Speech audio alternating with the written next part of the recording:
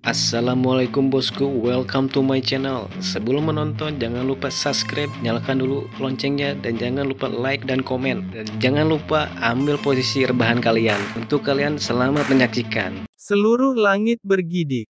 Penampilannya membangunkan kuartet, terutama ketika merasakan kekuatan besar di tubuh Yin Ziping. Secara alami, tidak semua orang terkejut. Misalnya, Wu Tianxuanzhen dan Chen, Sangguan Yuer, dan KSK Zuge, mata mereka berkedip dengan ganas ketika melihat Yin Ziping.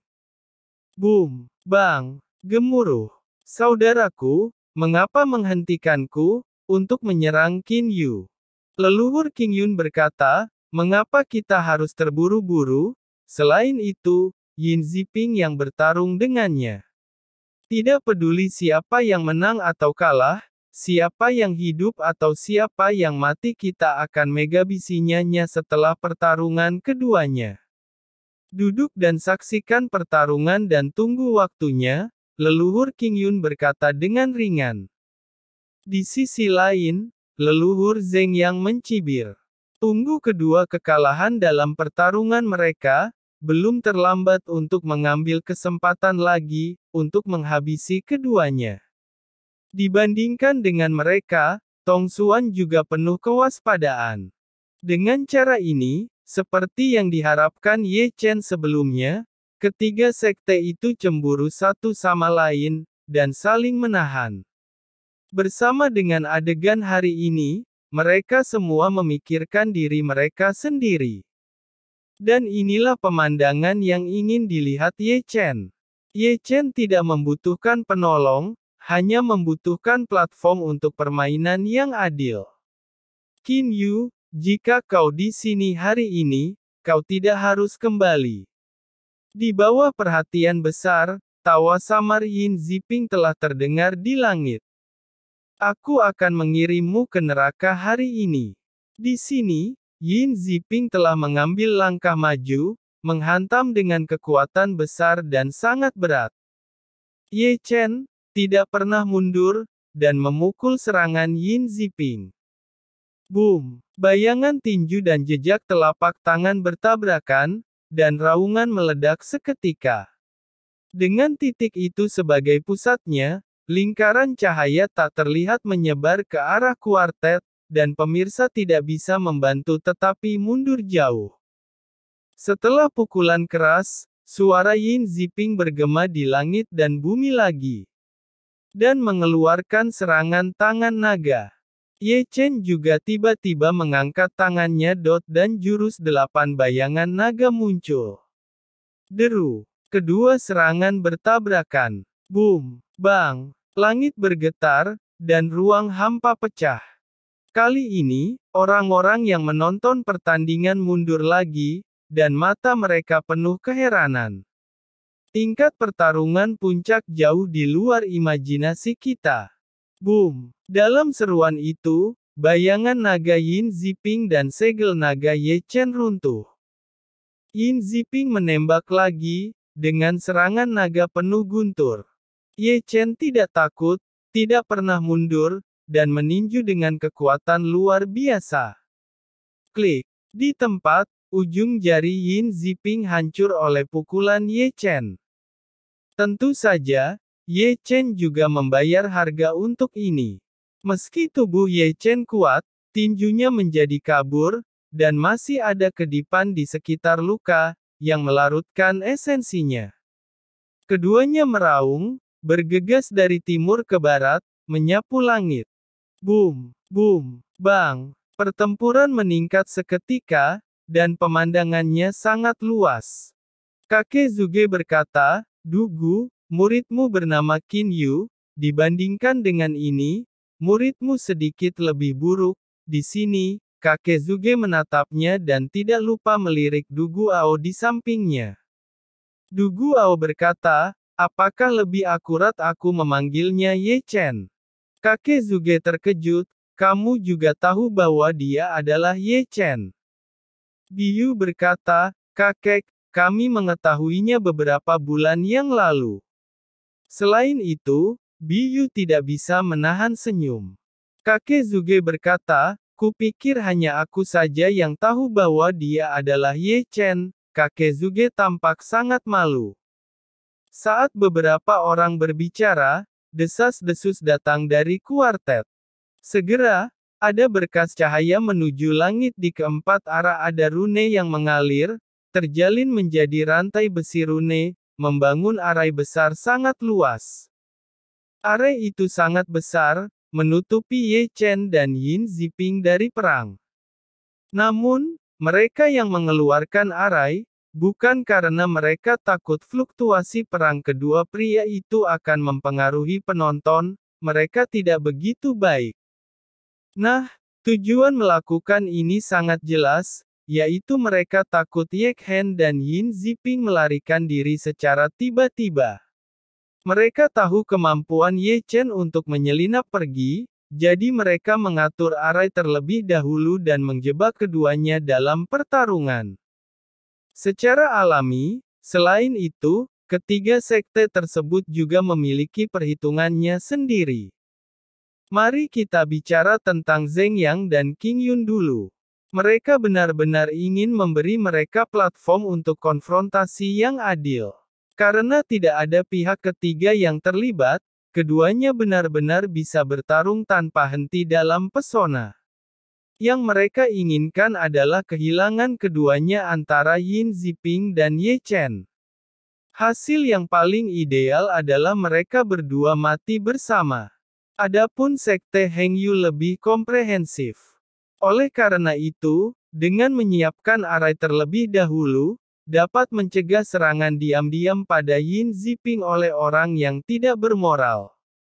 Yang paling penting adalah bahwa ketiga sekte memiliki pemahaman dasar hari ini, yaitu, mereka tidak akan membiarkan Qin Yu pergi hidup-hidup hari ini, dan arai yang terbentuk adalah sangkar yang sangat bagus, agar mereka tidak bisa melarikan diri.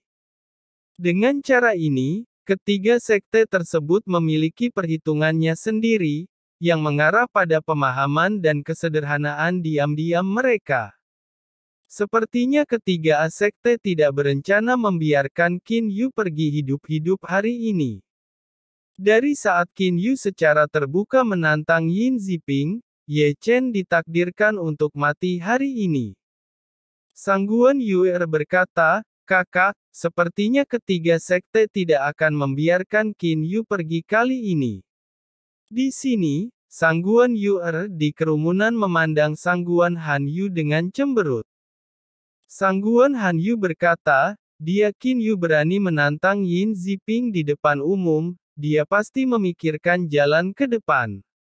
Sangguan Han Yu menarik napas dalam-dalam, sedikit menipu diri sendiri, karena adegan hari ini jelas merupakan jalan buntu, tidak ada cara untuk melarikan diri. Ayah, Wu Tian Xiyue memandang Wu Tian Xuanzhen di sampingnya dengan ekspresi harapan. Adegan hari ini bukanlah yang bisa kita kendalikan. Wu Tian Xuanzhen mengerutkan kening.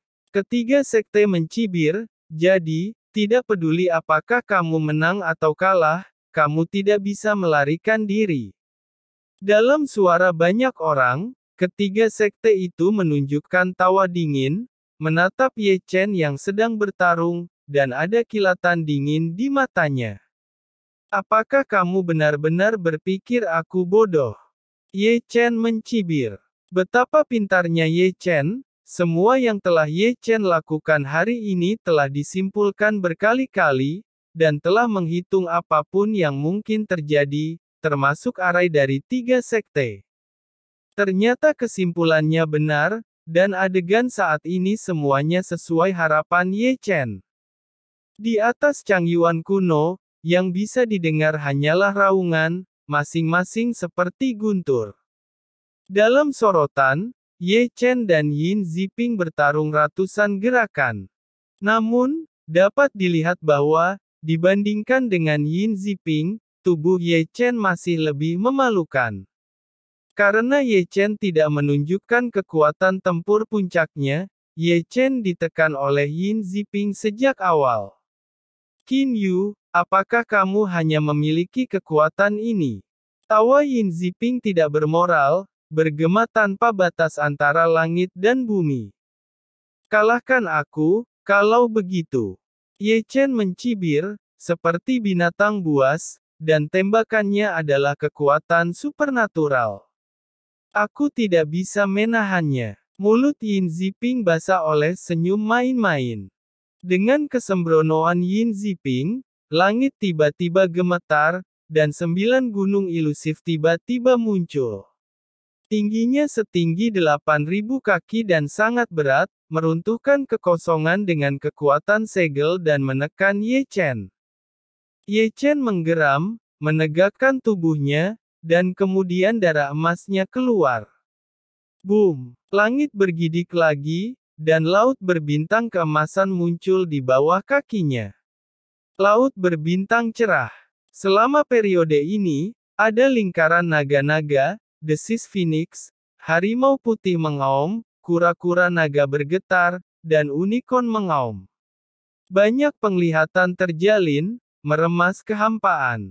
Dengan sena, endung Ye Chen, dia menunjuk ke langit, dan menyerang 9 gunung. Boom! Lautan bintang keemasan bertabrakan dengan 9 gunung yang menjulang tinggi, dan kekosongan runtuh. Namun, Ye Chen masih meremehkan kekuatan metode rahasia Yin Ziping. Ye Chen masih berlumuran darah dari sudut mulutnya. Sepertinya masih ada celah antara tempat kedua dalam daftar Feng Yun dan tempat pertama dalam daftar Feng Yun. Melihat Ye Chen ditekan, para penonton kuartet menghela nafas. Hanya masalah waktu sebelum Qin Yu kalah seperti ini. Banyak kultivator yang lebih tua dengan lembut menggaruk janggut mereka. Apakah kamu tak terkalahkan? Ji Ningsuang bergumam di kerumunan. Ji Ningsuang benar-benar melawan Yin Ziping, dan dia tahu kengerian Yin Ziping. Jika dia tidak bergabung dengan Qin Yu pada waktu itu, dia mungkin akan membenci karena Yin Ziping terlalu kuat. Hari ini, tanpa bantuannya, hanya satu orang yang melawan Yin Ziping sendirian. Menurutnya, Qin Yu tidak sedikit lebih buruk. Raungan menakutkan terdengar di arai. Ye Chen terbang dengan telapak tangan Yin Ziping, dan Ye Chen yang melangkah mundur bisa meruntuhkan ruang di bawah kakinya setiap kali dia melangkah mundur. Melihat ini, Yin Ziping melangkah keluar, sosoknya seperti hantu, dan dia sangat cepat. Dia langsung menyerang Ye Chen dan mengangkat tangannya sebagai jari. Di sini, Ye Chen membanting tubuhnya dan membanting ke samping untuk menghindari serangan Yin Ziping. Saat darah berceceran, dan tepat di antara cahaya dan batu api seperti itu, Ye Chen berjalan keluar dengan tergesa-gesa, dan ada satu hal lagi di tangannya, yang lebih tepatnya tas penyimpanan, Yin Ziping. Ketika Yin Ziping menemukan bahwa tas penyimpanannya telah dicuri, wajah Yin Ziping tiba-tiba menjadi kasar. Kau ingin mati? Yin Ziping mendengus dingin, melangkah keluar satu langkah, dan bergegas pergi seperti angin menuju Ye Chen. Wow, begitu banyak harta. Saat berlari, Ye Chen tidak lupa merobek tas penyimpanan Yin Ziping. Kali ini, itu tidak berlebihan. Tas penyimpanan Yin Ziping memiliki banyak harta. Ada segalanya mulai dari pedang roh, gulungan rahasia, dan batu roh, dan jumlahnya umumnya tidak besar. Ada celana bunga bagus. Ye Chen melihat ke dalam tas penyimpanan, Ye Chen melompat-lompat dan melarikan diri tanpa disiplin. Sudut-sudut kuartet pengamat bergerak-gerak sedikit, dan ekspresi mereka menjadi cemerlang sekaligus. Apakah ini pertempuran? Di mana pertempurannya? Qin Yu masih tega mencuri orang, tidak tahu malu. Ketika semua orang berteriak, Ye Chen berteriak dalam arai. Selain itu, adegan berikutnya sepenuhnya menunjukkan betapa tidak bermoralnya ini. Ye Chen tidak hanya melarikan diri, tetapi juga mengambil beberapa isi tas penyimpanan orang dan terbang sesuka hati. Lihat hal-hal itu lagi. Bunga, celana bunga, atau celana bunga. Di sini Ye Chen melemparkan begitu banyak celana bunga yang dimiliki Yin Ziping dalam tas penyimpanannya. Hanya 3 detik, dan lingkaran besar itu penuh dengan celana bunga, yang berwarna-warni mempesona. Pemandangan tanpa hukum seperti itu, kebanyakan orang yang menyaksikan perang hampir berlutut, atau haruskah mereka begitu murah? Celana apa yang kamu kenakan? Di tengah kerumunan, Tai Yi dan Wu Sanpao memandang Niu Sisan dari atas ke bawah satu persatu, dan akhirnya mereka jatuh di tubuh bagian bawah Niu Sisan. Gulungan. Bukan hanya 3 orang ini. Banyak orang di tempat kejadian secara tidak sadar akan melihat orang-orang di sekitar mereka, dan mata itu sepertinya mewakili kalimat, "Apakah kamu mengenakan celana bunga?" Di sini, Su Nuoyan melirik pertempuran, dan kemudian memandang Jining Suang di sampingnya, dan kemudian melihat ke bawah, dan Jining Suang hampir meledak di tempat memikirkannya. Ya, karena Su Nuoyan menganggap Jining Suang adalah laki-laki karena penyamaran Jining Suang seperti pria. Ada banyak suara seperti itu di tempat kejadian, yaitu, orang-orang yang tidak tahu malu itu memandang pria apakah memakai celana bermotif bunga, dan mereka pergi menemui wanita, sehingga suara-suara seperti itu membentuk gelombang. Ye Chen berkata, "Datang dan datang, satu orang satu, jangan ragu ambil celana bunga." Ye Chen tersapu badai, menyapu semua celana bunga Yin Ziping. "Kakak, kamu. Apakah kamu suka orang seperti ini?" Di antara kerumunan, Sangguan Yuer mengangkat pipinya dan melihat celana bunga yang terbang di langit, ekspresinya menjadi aneh dan aneh. Sangguan Han Yu tidak berbicara, tetapi hanya tanpa sadar menatap kukunya, dan samar-samar terlihat ada sedikit warna merah di pipinya, karena sekarang pemandangan ini tidak dapat dilihat secara langsung. "Si Yue, kamu menyukai Qin Yu yang seperti ini?" Di sini, Hua Yan terbatuk dan menatap Wu Tianxi Yue di sampingnya. Melihat Wu Tianxi Yue, dia membenamkan kepalanya dan menyeka manik-manik spiritual di sana, seolah-olah dia tidak mendengar kata-kata ibunya. Yang pasti, ada sedikit kemerahan di pipinya. Dibandingkan dengan Wu Tianxi Yue dan Sangguan Han Yu, Biou di sini hanya tertawa atas perlakuan Ye Chen. Adegan apa ini? Ini semua tentang pertempuran. Sekarang celana bunga yang terbang di langit telah menjadi protagonis, dan mata itu melihat ke kehampaan. Selain itu, ada begitu banyak orang yang sudah mengumpulkan celana bunga dan tidak dipakai. Datang dan datang, satu untuk setiap orang. Di atas Ye Chen masih membagikan celana bunga Yin Ziping. Ada manfaatnya bagi teater, hehehe. Melihat ini Tong Xuan menjadi panas, dia tidak akan bisa melarikan diri, dan tidak pernah menyangka bahwa Qin Yu akan memberi mereka hal seperti itu. Kali ini, bahkan jika Yin Ziping menang, dia akan kehilangan muka. Yin Ziping dipermalukan, Tong Xuan malu dan Sekte Heng Yue akan malu, dan hal seperti ini akan menyebar. Apa? Yin Ziping telah benar-benar marah. Satu persatu, kekuatan magis menghantam Ye Chen. Lihat Ye Chen lagi, itu disebut cepat.